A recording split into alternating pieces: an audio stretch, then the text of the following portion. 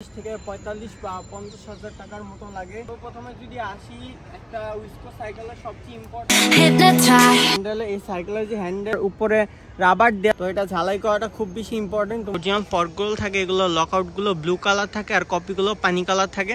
আপনাদের জন্য কষ্ট করে দেখেন কেমনে কেমনে যাইয়া ওইখানে ভিডিও করতেছিলাম, ঠিক আছে? এটার জন্য হইলো পেজটা ফলো দিয়ে রাখবেন। পারাই গেছি, নট সো টাফ।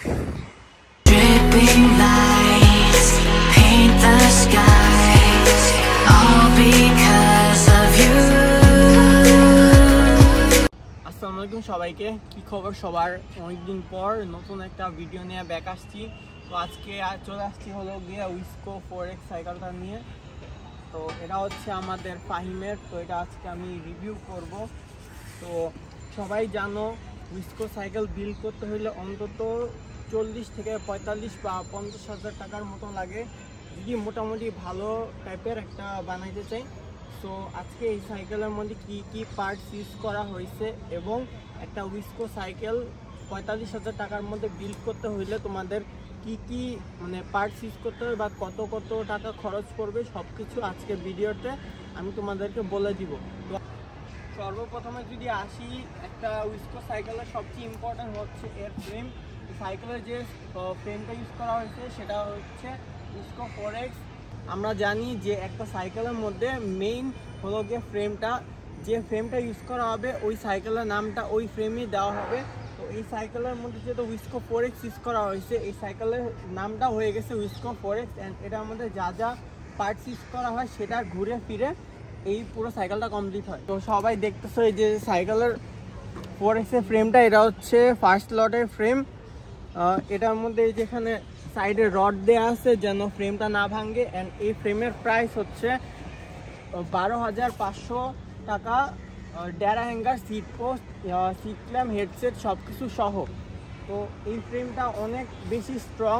স্ট্যান্ডার্ডিংয়ের জন্য বাংলাদেশে সবচেয়ে বেশি ইউজ করা হয়েছে এই উইসকো ফ্রেমটা, কারণ এটার প্রাইস অ্যান্ড এটার ওয়েটের জন্য। এটা দিয়ে হুইলি স্টপই বলো, যত ধরনের স্ট্যান্ড আছে সব কিছু খুব ভালোভাবে করা যায়। তো এই ফ্রেমটা বাংলাদেশে একদম জাতীয় ফ্রেম হিসাবে নাম পেয়ে গেছে।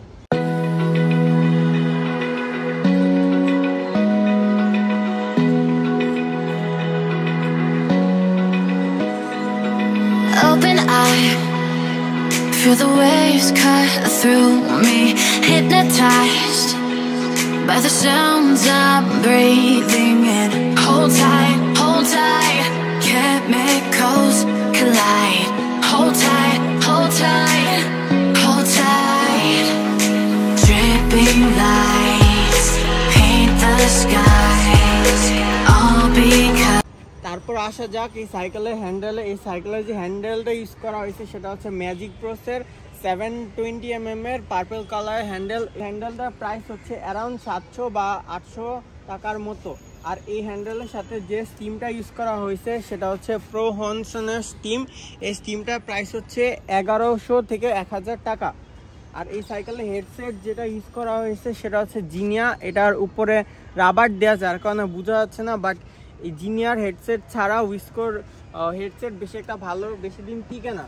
তো তারপর সিট ক্ল্যাম্প ইউজ করা হয়েছে নর্মাল একটা। অ্যান্ড সিট পোস্ট যদি বলি, সিট পোস্ট হচ্ছে 30.4 mm এর। এর সাথে হচ্ছে মেগনার একটা সিট ইউজ করা হয়েছে। নর্মালি আমরা স্ট্যান্ডার্ডরা সিট এখানে ঝালাই করে রাখি, বাট এখানে তেমন কোনো ঝালাই করা হয়নি। তো এটা ঝালাই করাটা খুব বেশি ইম্পর্টেন্ট। তোমরা যদি স্ট্যান্ড করে থাকো, একটা সিট ঝালাই করা অনেক বেশি ইম্পর্টেন্ট। তো তোমরা যদি চাও এই সাইকেলের সিট ঝালাই করার ভিডিও পেতে, পরবর্তীতে আমি এটার একটা ঝালাই করার ভিডিও তোমাদেরকে দিব। তো তারপর নেক্সট পার্টে যাওয়া যাক। ফ্রেমের পর সবচেয়ে ইম্পর্টেন্ট যে পার্ট সেটা হচ্ছে একটা সাইকেলের ফর্ক। ওই সাইকেলের যে ফর্কটা ইউজ করা হয়েছে সেটা দেখতে পাচ্ছ XCM 30 ফর্ক। এই ফর্কটা প্রাইস হচ্ছে অ্যারাউন্ড ৫,৫০০ টাকা। তো এই ফর্কটা এখন আর তেমন পাওয়া যায় না। এই ফর্কগুলো কপি বের হয়েছে, এই ফর্কগুলো দেখে শুনে নিতে হয়। নর্মালি যে অরিজিনাল ফর্কগুলো থাকে এগুলো লকআউটগুলো ব্লু কালার থাকে আর কপিগুলো পানি কালার থাকে। তো এটা দেখে তোমরা তারপর কিনবা। আর এই ফর্কটা স্টান্ট ট্রেনিংয়ের জন্য এনাফ, কজ এই ফর্কটা তেমন একটা গজে না।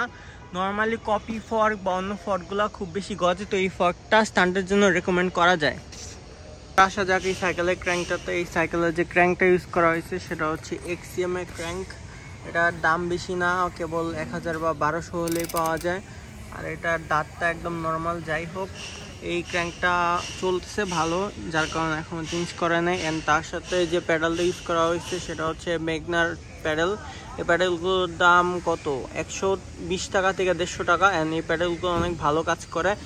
এগুলো দিয়ে স্টান্ট করে ব্যথা পাওয়া যায় না। নর্মালি আমরা যে এই জুতাগুলো দিয়ে স্টান্ট করি, এগুলোর পাশে যদি কাটাওয়ালা প্যাডেল থাকে তখন পায়ে ব্যথা পাওয়া যায়, বাট এগুলো ইউজ করা খুব আরাম পাওয়া যায়। অ্যান্ড সাইকেলের যে ব্রেকগুলো ইউজ করা হয়েছে সেগুলো হচ্ছে Shimano M447। দুই সাইডেই Shimano M447 ইউজ করা হয়েছে। অ্যান্ড নিচে হচ্ছে M447 এর ক্যালিপার এবং পিছনেও 447 এর ক্যালিপার। আমরা জানি যে Shimano M447 ব্রেকটা এখন আর বাংলাদেশে পাওয়া যায় না, এটা বদলে Shimano MT200 এসে গেছে। তো যাই হোক, এই ব্রেকগুলো অনেক ভালো পারফরমেন্স দেয়, অ্যান্ড যার কারণে সে এখনও ইউজ করতেছে। অ্যান্ড এই ব্রেক একটা সাইকেলের জন্য অনেক বেশি ইম্পর্টেন্ট, কজ ভালো ব্রেক না থাকলে স্কিল আপডেট করা যায় না বা স্টান্ট করতে কষ্ট হয়। এই দুইটা ব্রেকই ভালো কন্ডিশনে আছে, সো এই ব্রেকগুলো এই সাইকেলের জন্য যথেষ্ট। সাইকেলে ফ্রেমের ফর্কের পর সবচেয়ে ইম্পর্টেন্ট যে পার্ট সেটা হচ্ছে হুইল সেট যদি ভালো না হয় স্টান্ট করে কোনো মজা পাওয়া যায় না।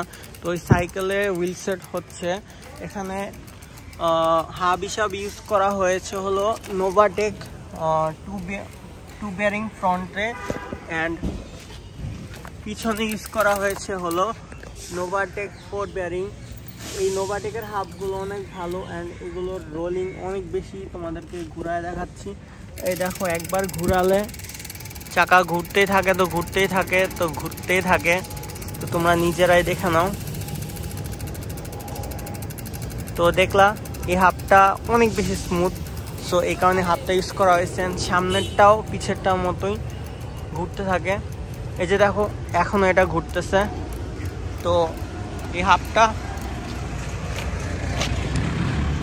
নোভাটেক হাবের সাথে লাইটটা ইউজ করা হয়েছে অন্ধকারের লাইট জ্বালানোর জন্য। একটা সাইকেলে একটা ভালো রিম ইউজ করা অনেক জরুরি, কজ সাইকেল আমাদের প্রায় পরে, অ্যান্ড সাইকেল বারবার টাল হয়ে যায়। তো টাল হয়ে গেলে এদিক দিয়ে যদি ঘুর করে তখন ওটা দিয়ে স্টান্ট করার মজা পাওয়া যায় না। তো এই সাইকেলে যে রিমটি ইউজ করা হয়েছে সেটা হচ্ছে ম্যাভিকের রিম। ম্যাভিকের রিমের দুইটা জোড়া প্রাইস হচ্ছে 2000।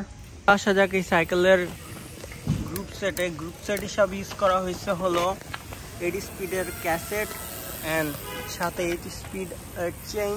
Shimano ডেরা লাগানো ছিল, তো এটা ভেঙে যাওয়ার পর এটা ইউজ করছে হলো Shimano টার্নি। এটার দাম 250 টাকা, বাট এটা দাম হিসেবে অনেক ভালো পারফরমেন্স করে। অ্যান্ড ক্যাসেটটার দাম হচ্ছে 1200, অ্যান্ড চেনের দাম হচ্ছে 1000।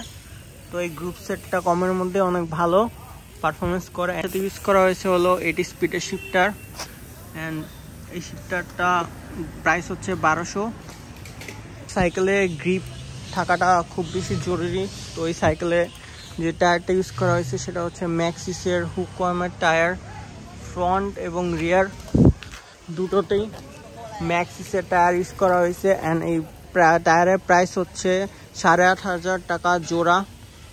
অ্যান্ড এই টায়ারগুলোর কারণে সাইকেলগুলো অনেক বেশি ফুটে উঠছে। এগুলো যে গ্রিপগুলো ইউজ করা হয়েছে সেটা হচ্ছে BMX এর গ্রিপ। এই গ্রিপগুলোর প্রাইস বেশি না, কেবলমাত্র 150 টাকা। অ্যান্ড প্রাইস হিসাবে এই গ্রিপগুলো অনেক বেশি সফট, অ্যান্ড এগুলো দিয়ে স্টান্ট করে হাতের মধ্যে তেমন ঠোসা পড়ে না। সাইকেলে M447 ব্রেকের সাথে ইউজ করা হচ্ছে ফ্রন্টে 180mm এর রোটর। এটা হচ্ছে টেকট্রোর 180mm এর রোটর। এই রোটরটা অনেক বেশি মোটা দেখতে পাইতেছো, অ্যান্ড আমি রেকমেন্ড করব তোমরা Shimano RT56 বা 66 ইউজ করো। ইউজ করা হয়েছে SRAM-এর সেন্ট্রাল লাইন রোটর। এটা হচ্ছে 203mm এর রোটর, অ্যান্ড এখানে অ্যাডাপ্টারটা ইউজ করা হয়েছে।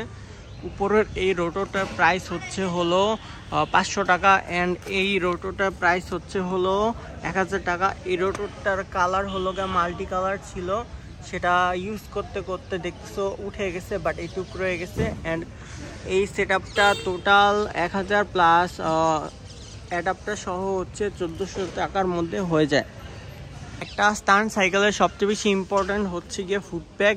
এই ফুটপ্যাকগুলোর কারণেই আমরা নর্মালি যত পোর্টাল বলো, হাফ ওয়াল, পেগ হুইলি, যত ধরনের ফ্রি স্টাইল বলো সব কিছু হচ্ছে এই ফুটপ্যাকের কারণে করা হয়। তো এই ফুটপ্যাকগুলো হচ্ছে কাস্টম মেড করা, এগুলো হচ্ছে লেদে গিয়ে বানাতে হয়। আমরা অ্যালুমিনিয়ামের পাইপ নিয়ে এই পাশটা ঝালাই করে এদিকে নাট দিই, অথবা এখানে বন্ধ করে ড্রিল করে এটার ভিতর দিয়ে আমরা নাট দিয়ে আমরা ফুটপ্যাকগুলো সেট করে থাকি। আর উইস্কো ফ্রেমের মধ্যে এই জিনিসটার কারণে, পার্টিশনটার কারণে আমরা ফুটপ্যাক ভালোভাবে ইনস্টল করতে পারি না। তোমরা দেখতে পাচ্ছ এখানে একটু নিচু হয়ে আছে, যার কারণে ছোট ফুটপ্যাক মানে কি বলে এটাকে, যার কারণে চিকন ফুটপ্যাক ইউজ করতে হয়েছে। তো ওই পাশ আর এই পাশ এই সেম প্রবলেমটা, বাট সামনে যেহেতু আর ফ্রেমের প্রবলেম নাই, সামনে হচ্ছে বড় ফুটপ্যাক ইউজ করা যায়। তো এই একটা হচ্ছে উইস্কোর ডাউন সাইড। এটা বাদ দিয়ে উইস্কো সব দিক দিয়ে বলতে গেলে ভালো একটা ফ্রেম, অ্যান্ড এই ফ্রেমটা এই স্টান্টের জন্য রেকমেন্ড করা যায়। অ্যান্ড এই ফুটপ্যাকে প্যারা না থাকলে এই ফ্রেমটা একদম 100 হতো। তো এই ছিল হলো গিয়ে আমার উইস্কো 4X সাইকেলের রিভিউ।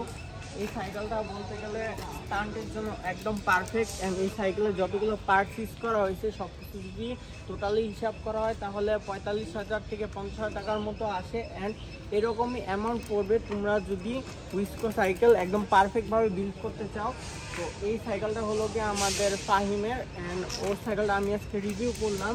অ্যান্ড যেহেতু আমি একটা স্টান্ট রাইডার, এই সাইকেল দিয়ে তো কিছু সাইকেল স্টান্টের শর্টস থাকবে আমার প্রতিটা ভিডিওতে। তো চলো সাইকেল স্টান্টে কিছু ভিডিও দেখা যাক।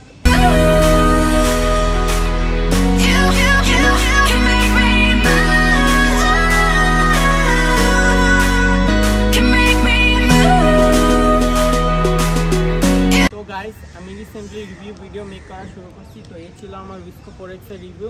আমার ভিডিওটা যদি ভালো লাগে থাকে একটা লাইক দিয়ে পাশে থাকবা। অ্যান্ড হচ্ছে আমি লাস্ট হচ্ছে আমরা বসুন্ধরাতে ঘুরতে গেছিলাম, ওটা একটা ব্লগ পোস্ট, ওটা দেখে আসতে পারো। অ্যান্ড আমার চ্যানেলে কানেক্টেড থাকবা।